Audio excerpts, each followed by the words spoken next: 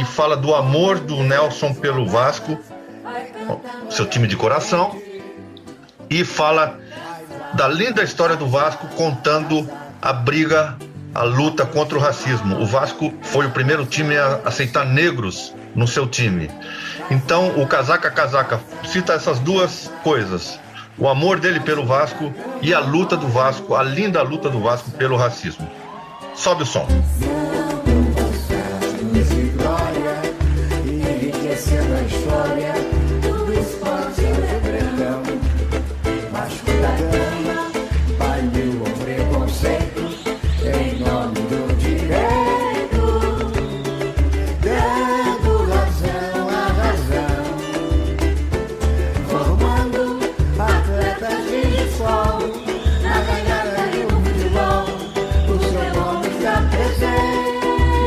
E o Vasco tem uma história muito linda na luta contra o racismo. O Vasco foi pioneiro no Brasil em aceitar jogadores negros. Até existe uma discussão se o Bangu teria utilizado o jogador negro antes, se a Ponte Preta teria feito, mas o Vasco abraçou essa campanha de lutar contra o racismo num período muito importante da história do Brasil.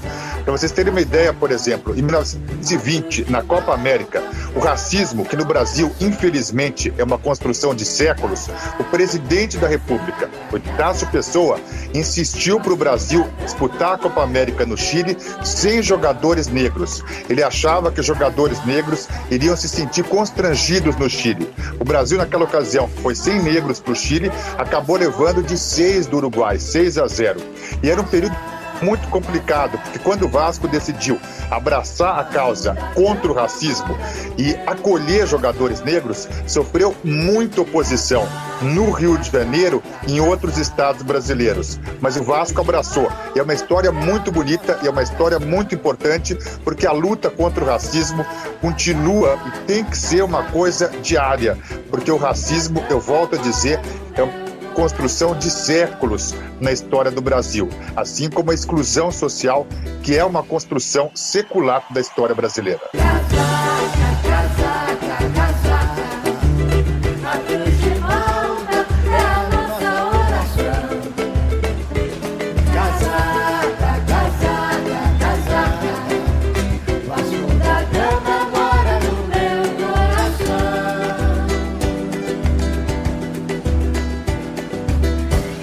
Pode isso, Arnaldo? Todos vocês sabem que eu sempre fui contra o VAR. E nesse fim de semana nós tivemos o início do Campeonato Brasileiro e já começamos a ter problemas com o VAR. Por exemplo,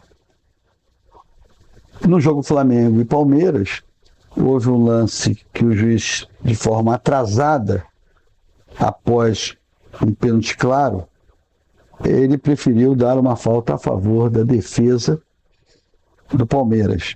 Não discuto se foi falta ou não foi falta, mas se foi falta, ele tinha que ter pitado no ato essa falta. Não apitou. E depois, olhando para a câmera, deu a seguinte explicação: a imagem mostrou claramente que foi falta. Isso não é assunto para o VAR, porque foi uma falta a favor da defesa. Seria um assunto para o VAR caso ele desse o pênalti e o VAR constatasse que tivesse sido uma falta antes do atacante. Aí sim o VAR se meteria.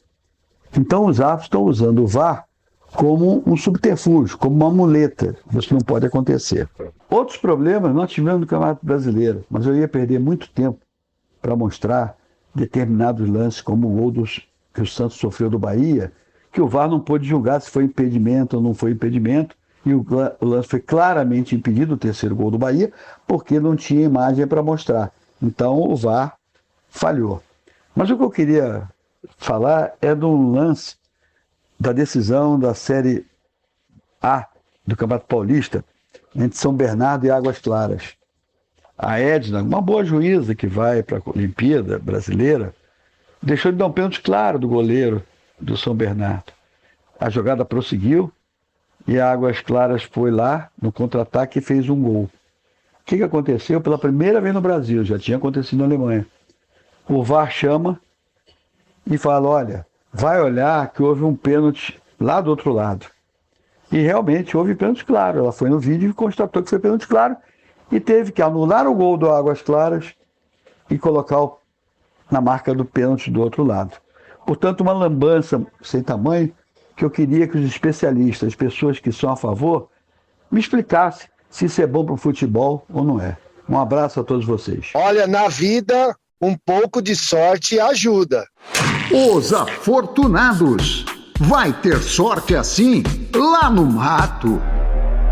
Caio Ribeiro é o sorteado da semana. Ele foi craque ou deu sorte na carreira? Estamos falando de Caio Ribeiro. Bom, ele jogou no São Paulo. No São Paulo foi para a Inter de Milão. Da Inter de Milão para o Napoli. Do Napoli para o Santos. Do Santos para o Flamengo. Do Flamengo para o Fluminense. Grêmio. Aí foi para um time da segunda divisão da Alemanha. RW Oberhausen. E terminou a carreira no Botafogo. Mais ou menos 400 jogos e 97 gols. Ele foi um Kaká que não deu certo? Olha, eu vou começar dando a minha opinião. Ele não tinha tanta bola para jogar nesses times. Essa é a minha opinião. Não sei a de vocês. Ailton, eu fui setorista do São Paulo quando ele lançou, ele da Copinha, o Teleu colocou junto com o Denilson, junto com o KT, junto com a molecada, e o São Paulo foi campeão com o Expressinho, Comebol de 94.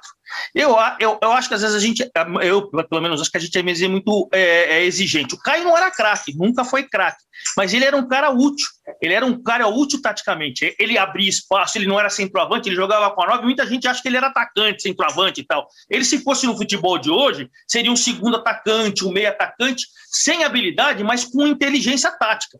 Então acho que ele jogou com todos esses clubes, inclusive no Napoli, onde ele fez sucesso, e até hoje, porque ele tinha inteligência tática. Não dá pra gente comparar, não é cara de seleção, mas acho que no futebol de hoje, o Kaká jogaria em todos os times fácil. O Caio jogaria em todos os times fácil, a inteligência tática dele. Agora, craque ele nunca foi. Eu concordo com a Ademar. Não foi um craque, mas foi um bom jogador. Foi um bom jogador e soube administrar a carreira. E eu acho que, nesse sentido, ele serve de exemplo para outros jogadores, porque há jogadores melhores do que o Caio que não conseguiram, por exemplo, chegar aos times que ele conseguiu alcançar na carreira. Então ele soube administrar a carreira, soube cercar de pessoas certas, e acho que no campo ele sempre contribuía para o time. Não era um gênio, óbvio que não, mas um bom jogador sempre foi. Bianca, posso te dar um exemplo disso daí? Quando o Caio estava para encerrar a carreira, ele me ligou. Ele me ligou porque ele falou assim: Ademar, eu estou bem financeiramente, não sei o que e tal, e a Rádio Globo me convidou. Foi o primeiro que ele foi, a Rádio Globo, ele foi comentarista.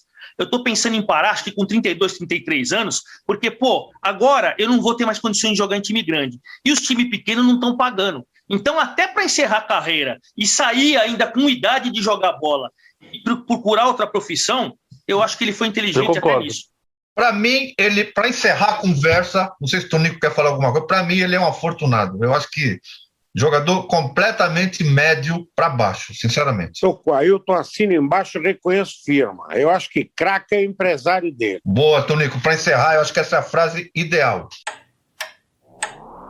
A última volta do ponteiro. O tempo passa.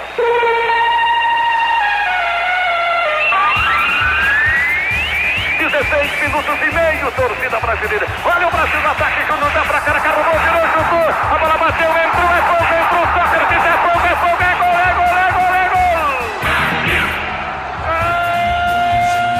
Bom, gente, mantendo a nossa tradição, né? Começou semana passada, não é tradição, mas mantendo a nossa vontade de homenagear as pessoas, eu quero fazer uma homenagem aqui a uma pessoa que foi muito importante, que me fez adorar o futebol, seu Fiore Giliotti, com aqueles bordões maravilhosos, né? Abrem-se as cortinas, crepúsculo de jogo, balão subindo, balão descendo, segura com firmeza.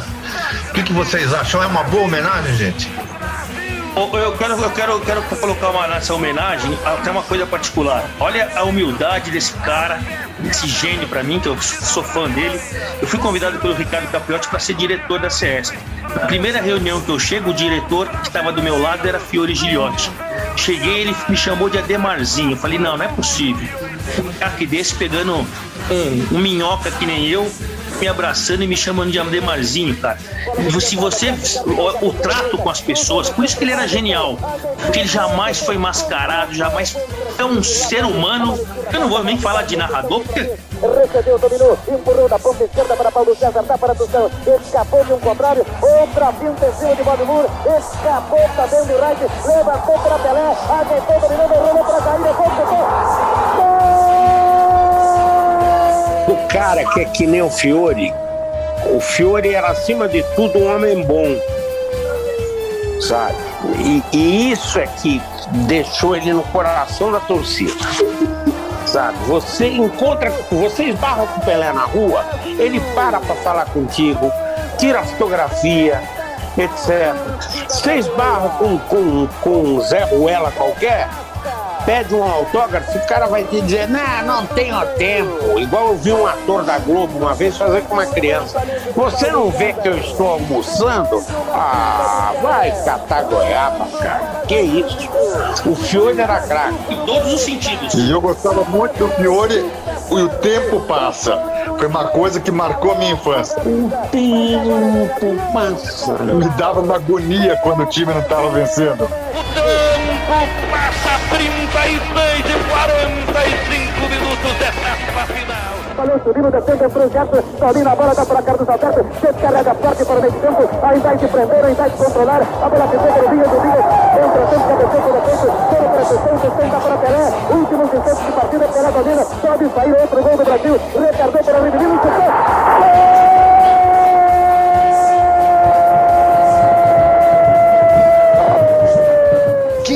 homenagem ao Fiore Giliotti. Então, fecham-se as cortinas, mas a semana que vem tem mais. E você pode participar com a gente através do Instagram, o @Franguinho Sem Censura. Faça parte também deste time do Franguinho. Até a semana que vem, gente. Até lá. Franguinho Sem Censura, a resenha esportiva em que a linha é não ter linha.